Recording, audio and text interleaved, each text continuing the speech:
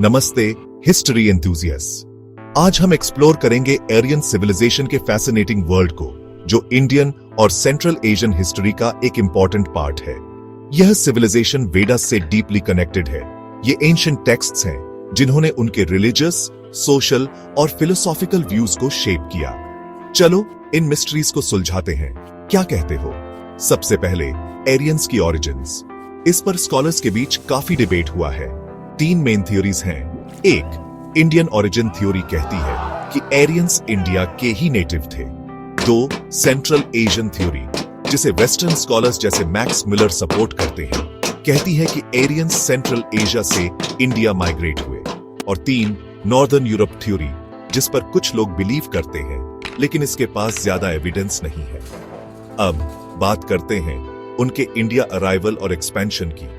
लगभग 1500 बीसीई में माना जाता है कि आर्यंस खाइबर पास से एंटर हुए और सबसे पहले पंजाब और सप्ता सिंधु रीजन में सेटल हुए। समय के साथ वो गेंजेस और यमुना रिवर्स के फर्टल प्लेन्स में फैल गए।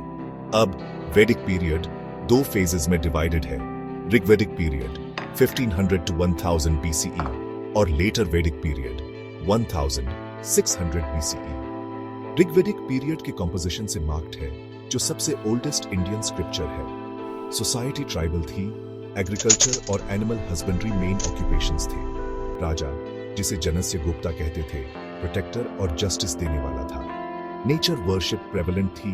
इंद्रा, अग्नि, वरुणा और सोमा जैसे देवताओं को इंपॉर्टेंस दी जाती थी।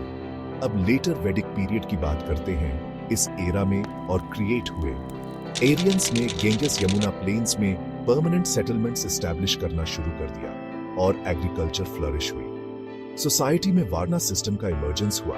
लोगों को ब्राह्मण्स, क्षत्रियास, वैश्यास और शूद्रास में डिवाइड किया गया। रिलीजियस रिचुअल्स और एलैबोरेट हो गए। सैक्रिफाइसेस और सेरेमनीज पर ज्यादा एम्फेसिस दिया जाने लगा। एरियन सिविलाइजेशन की की फीचर्स क्या थी?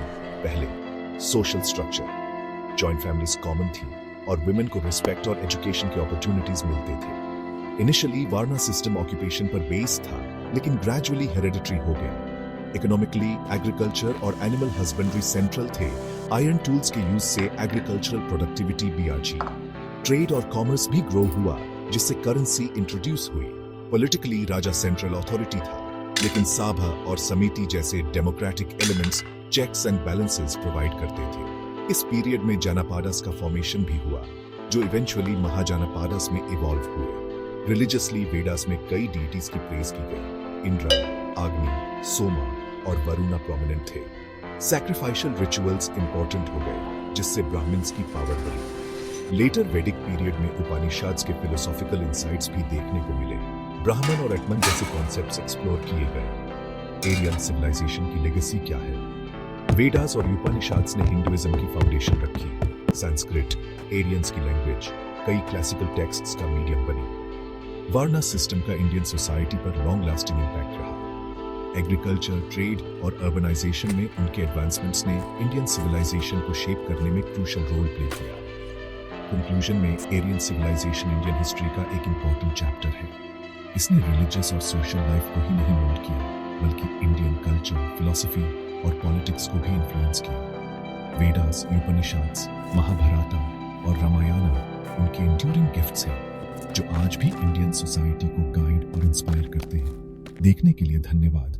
अगर आपको एरियन सिविलाइजेशन का यह डीप डाइव पसंद आया तो लाइक, शेयर और सब्सक्राइब करना मत भूलना। और हिस्ट्री कंटेंट के लिए अगली बार मिलते हैं।